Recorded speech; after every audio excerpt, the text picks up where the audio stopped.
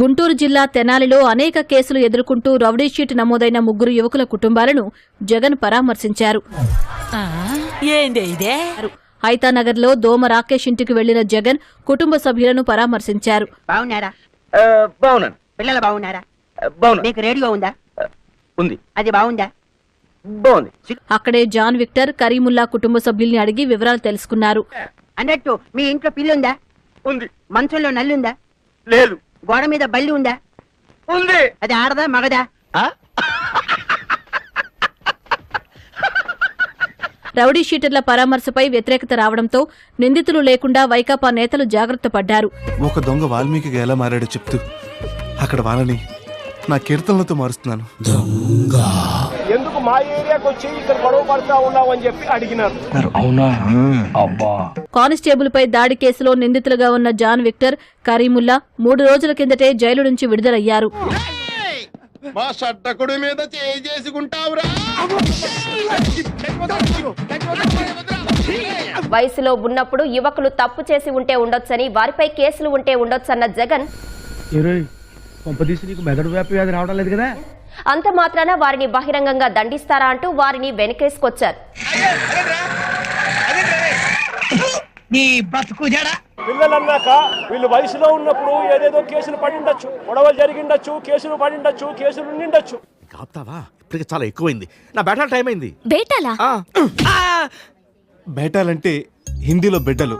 ఇంతకన్నా దిగజారరు అనుకున్న ప్రతిసారి కూడా మేము ఇంతకంటే ఇంకా బాగా దిగజారిపోతామని నిరూపిస్తా ఉన్నారు. నువ్వు ఇంతకు మించి దిగజారవన్న ప్రతిసారి you prove me wrong. Jaganmohan Reddy గారు ఎప్పుడు రౌడీ షీటర్లని, మానభంగాలు చేసే వాళ్ళని, హత్యలు చేసే వాళ్ళని, జనాల్ని హింసించే వాళ్ళని వాళ్ళనే పరామర్శిస్తూ ఉంటారు. ఓసారి పేసి మైలి ఎందుకంటే ఆయన మనస్తత్వం అటువంటిదే కాబట్టి ఆయన కూడా అలాంటి వాళ్ళని పలకరిస్తానికే వస్తారు. రౌడీ షీటర్లకు మద్దతు తెలపడంతో పాటు పోలీసులు ప్రభుత్వంపై జగన్ ఆరోపణలు చేయడం తీవ్ర విమర్శలకు తావిచ్చింది. అంతేలే, ఎదవలకు పదవులు వస్తే ఇలాగే ఏడుస్తుంది మరి కాలం. ఎన్ఆర్ఈలో ఒక గంజాయి ముక్క రౌడీ షీటర్లు, ఒక దళితుడిని చంపి కేసుల్లో పరారైన వాళ్ళు కూడా ఉన్నారు. అందులో అలాంటి వాళ్ళని పరామర్శించడానికి వచ్చిన జగన్మోహన్ రెడ్డికి సిగ్గు లేదా? నాకు లేదు. అదే మరి ఉందా అంటున్నా. నాకు లేదు.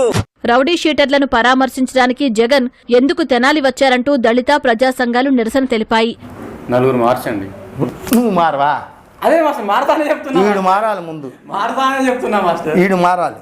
నల్ల బెలూన్లు ఎగరేసి జగన్ గో బ్యాక్ అంటూ నినాదాలు చేస్తూ రాస్తారోకో నిర్వహించాయి. తెనాలి మార్కెట్ సెంటర్లో మానవహారంగా ఏర్పడి ఆందోళన చేశారు. ఎక్కువ మాట్లాడొద్దు.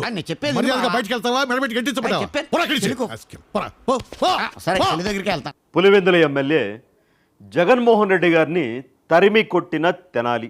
అంటే నాటుకో చెప్పాలంటే కుక్కర్ కొట్టాడు కొట్టాడు సార్. వైసీపీ హయాంలో హత్యకు గురైన నూతక్కి కిరణ్ ను పరామర్శించిన జగన్ ఇప్పుడు రౌడీ షీటర్లకు మద్దతుగా నిలవడమేంటని ప్రశ్నించారు. అంటే అది అమాయకుడిని చంపేస్తే కనీసం 4 సంవత్సరాలు అవుతున్న శవం కనపడపోతే నువ్వు ఏ రోజు నీకు కనపడలా. ఏమో సార్, నాకు కనపడదు. వాడు చచ్చిపోతే వాడిని చంపేస్తే నాకెందుకు అనుకున్నా నువ్వు? ఈరోజు గంజాయి తాగి ఆ మత్తులో వికృత శాస్త్రాలు చేస్తూ సార్ ఇక్కడ రమ్మరు మీకు ఎక్కడ కొనాల్సిన కడమేటి ఊరి నుంచి తీసుకొచ్చాను. ఈ ప్రాంతాన్ని సర్వనాశనం చేసినటువంటి యువకులను చూడటానికి నువ్వు ఎలా వస్తున్నావా అని నేను ప్రశ్నిస్తా ఉన్నా. పూర్వం మహానుభావులకి గొప్ప గొప్ప వాళ్ళకి అభిమానులు ఉండేవారు. తరం మారింది, హంతకులకి గూండాలకి అభిమానులు తయారయ్యారు. కేసులు ఎవరి మీదైనా ఉండొచ్చు. జగన్మోహన్ రెడ్డి గారు ఇది మీకు మంచి పద్ధతి కాదు. మీరు చేసేది తప్పు తెలుసయ్యా, కానీ మానలేకపోతున్నా. ఏం చేయమంటావు? 1 మినిట్ ఆశీర్వదించండి మావయ్య.